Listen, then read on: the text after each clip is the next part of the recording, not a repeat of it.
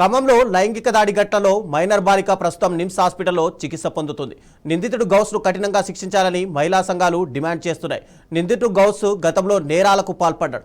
అలాంటి వారికి జీవిత ఖైదు విధించాలని బాలిక కుటుంబానికి అండగా నిలుస్తా అంటున్న సత్తుపల్లి ఎమ్మెల్యే మట్టా రాగమైతో మా ఖమ్మం ప్రతినిధి దేవేందర్ ఫేస్ టు ఫేస్. ఈ నెల 6వ తారీఖున జరిగిన ఒక బాలికపై అత్యాచారం చేసిన గౌస్ అనే నిందితుడిని కఠినంగా శిక్షించాలని చెప్పేసి కూడా మహిళా సంఘాలు కూడా మొత్తం ముక్తఖండంతో చెప్తున్న పరిస్థితి కనబడుతూ ఉంది.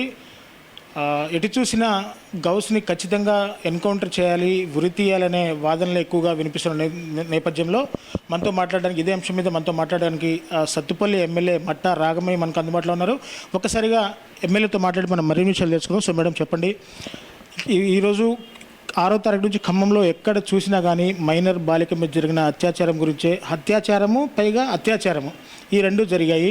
ఖచ్చితంగా నిందితుడిని కఠినంగా శిక్షించాలని చెప్పేసి కూడా మహిళా సంఘాలు పూర్తిగా డిమాండ్ చేస్తున్నాయి. ఎస్సీ ఎస్టీ మైనారిటీ సంఘాలు కూడా నిరసన జ్వాలలు ఏర్పడుతున్న నేపథ్యంలో మీరు ఒక మహిళగా, ఒక ఎమ్మెల్యేగా ఇలాంటి నిందితుల్ని ఏ విధంగా శిక్షించాలని మీరు అనుకుంటున్నారు మేడం? ఈరోజు ఏదైతే ఖమ్మంలో జరిగిందో అది చాలా దురదృష్టకరమైన సంఘటన. ఇది ఒక మహిళలనే కాదండి, ఆ అమ్మాయి మీద జరిగిన సంఘటన ప్రతి ఒక్కరూ, మనసున్న ప్రతి ఒక్కరూ, మానవత్వం ఉన్న ప్రతి ఒక్కరు కూడా తీవ్రంగా ఖండిస్తున్నారు ఈరోజు.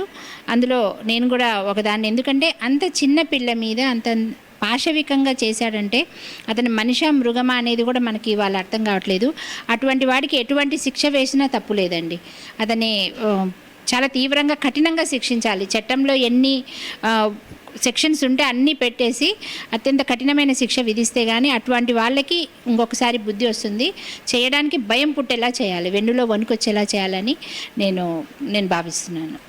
ప్రధానంగా ఇందులో బీఆర్ఎస్ పార్టీ కూడా, కొంత కాంగ్రెస్ పార్టీ అధికారంలోకి వచ్చిన తర్వాత కూడా ఇలాంటి ఫోక్సో ఘటనలు కూడా చాలా ఎక్కువైపోతున్నాయి.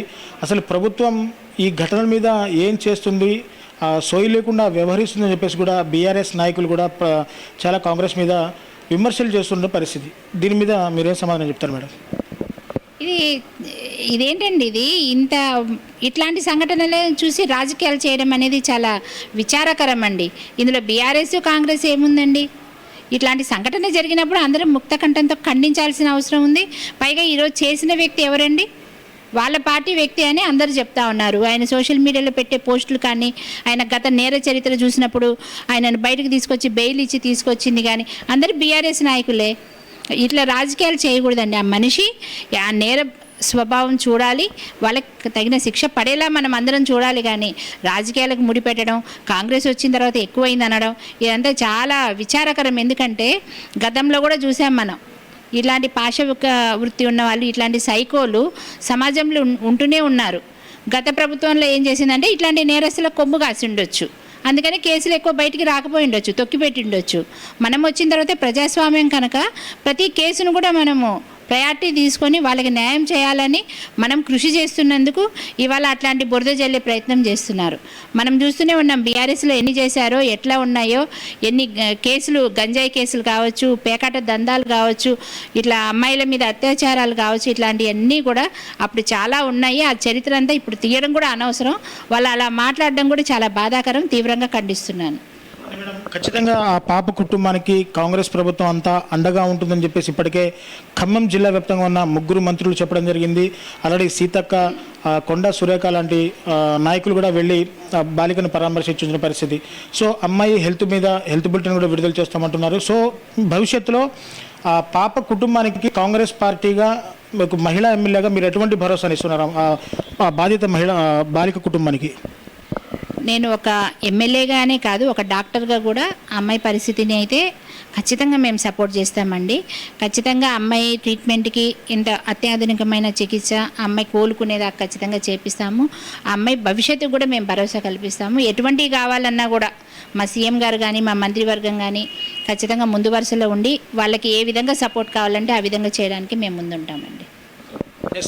చూశారు కదా, పూర్తిగా మైనర్ బాలికపై అత్యాచారం చేసిన ఘటనలో ప్రధాన నిందితుడుగా ఉన్న గౌస్ను ఖచ్చితంగా కఠినంగా శిక్షించాలని చెప్పేసి కూడా ఇటు మహిళలు, ఇటు మహిళా సంఘాలు, ఇటు ఎమ్మెల్యే గారు కూడా చాలా క్లియర్గా చెప్తున్నటువంటి పరిస్థితి కనబడుతూ ఉంది. నేరస్తుడికి నేర ప్రభావం చూడాలి, అతను ఎటువంటి పరిస్థితుల్లో ఉన్నా కానీ అతన్ని ఖచ్చితంగా భారతదేశ చట్టాల ద్వారా అతన్ని ఖచ్చితంగా శిక్షించాలి. ఇలాంటి నిందితుల్ని వదిలే ప్రసక్తే లేదు. బాధిత బాలిక కుటుంబానికి ఖచ్చితంగా కాంగ్రెస్ పార్టీ అండగా ఉంటుంది. నేను వాళ్ళ కుటుంబానికి ఎల్లవేళలా అండగా ఉంటానని చెప్పేసి కూడా ఎమ్మెల్యే గారు చెప్తున్న పరిస్థితి ఇక్కడ కనపడతాం. సో ఇది ఇక్కడ నుంచి తాజా పరిస్థితి. కెమెరా పర్సన్ హరిప్రసాద్తో రిపోర్టర్ దేవేందర్.